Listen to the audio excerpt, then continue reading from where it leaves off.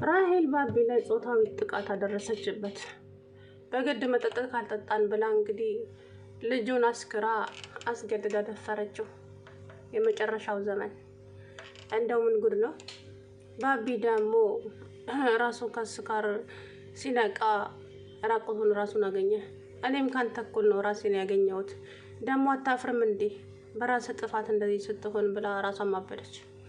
ባቢ እንግዲህ ከጽናት ጋር አንድ ላይ ለመሆን ወስኖ ነበረ። ሀሳቡን ቀየረ። ምክንያቱም ራሄል በዚህ በቪዲዮ እያስፈራራችው ነው። በጣም ያሳዝናል። ራሄል የቀጠረችው ልጅ ደግሞ ብሌንን ወደ ፍቅር ቀየራት። ብሌን ደግሞ በፊት አልሸነፍም ብላ ነበር። አሁን ግን እጅ ሰጠች። ልጁ አላማው ጽናትና ብሌንን ለማለያየት ነው የተላከው፣ ግን የሚያለያያቸው አይመስለኝም። እሱ ራሱ ራሄል ላይ ቁማር እየተጫወተባት ነው። ትላንትና ራሄል የምትባል አይደለም ለባቢ ለማንም የምትጠቅም ሴት አይደለችም። ቆሻሻና የወረደች ሴት ናት ሲጀመር ማለት ነው።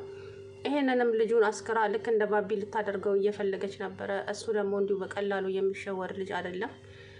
እኔ እዚህ አብረን እንጠጣ እንጂ ከአንቺ ጋር ላድር አይደለም የመጣሁት፣ ስርዓትሽን ያዥ ብሎ አላት።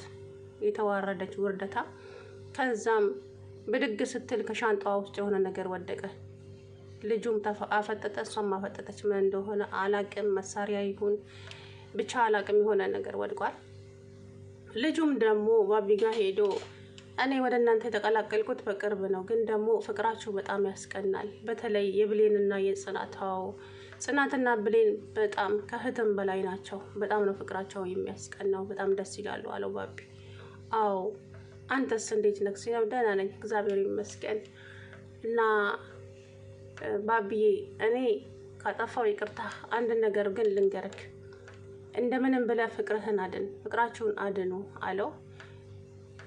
ዝም አለና ከዛም ትንሽ የቆየ በኋላ እኔ ከአሁን በኋላ የጽናት አይደለሁም፣ እርሽኝ በላት፣ ለብሌን ንገራት፣ ከዚህ በኋላ እንዳታስበኝ ጽናት ብለህ ለብሌን ንገራት ብሎ ጥሎት ወጣ።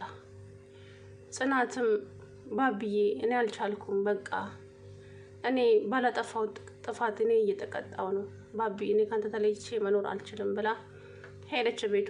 ከዛም አልፈልግም፣ ለምን አታይኝም ጽናት፣ ስንቴ ነገርኩሽ፣ በቃ ባቢዬ የእውነት ጠልተኸኝ ነው ሲል አንገቱን ደፍቶ አዎ ጠልቼሻለሁ።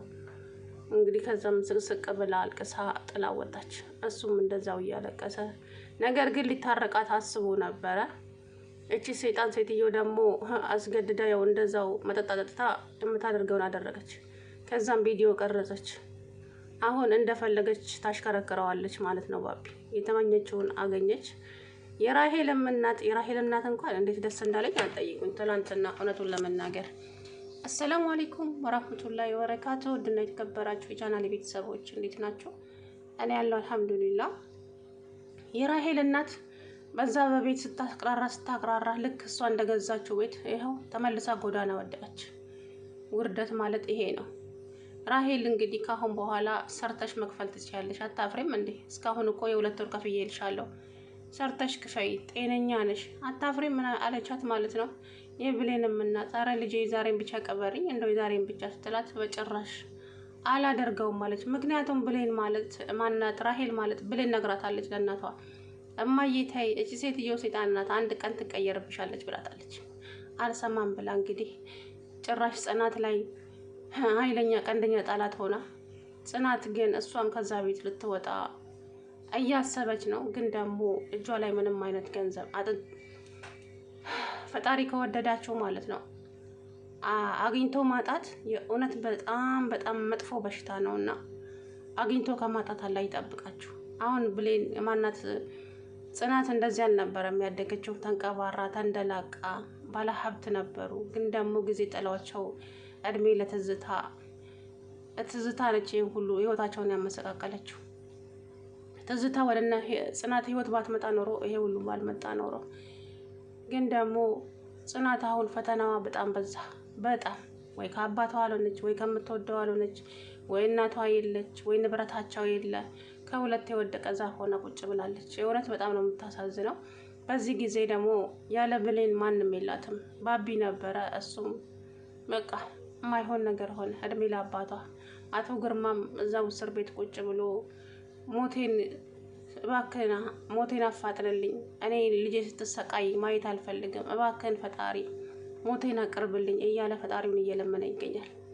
ምክንያቱም ለልጁ ስቃይ እና ይሄንን ያለችበትን ነገር ላላቅቃት ነበር እዚህ ውስጥ የገባው፣ ግን ደግሞ አልተሳካለትም አላማው ማለት ነው። ምክንያቱም እሱ አቶ ተስፋዬን ሊገለው አስቦ አልነበረም። ሲጀመር የራሄል እጅ አለበት የአቶ ተስፋዬ ሞት ላይ ማለት ነው። በጭራሽ አቶ ግርማ አይደለም እንደዚህ ያደረገው። ይሄ የራሄል እጅ አለበት እዚህ ውስጥ ማለት ነው። ምክንያቱም እሷ ባቢና ጽናትን አንድ ላይ እንዲሆኑ አትፈልግም። ስለዚህ ያላት አማራጭ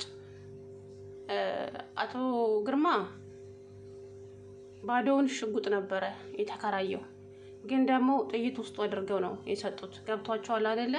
ያንን ነገር ደግሞ ያደረገችው ራሄል ራሷ ናት።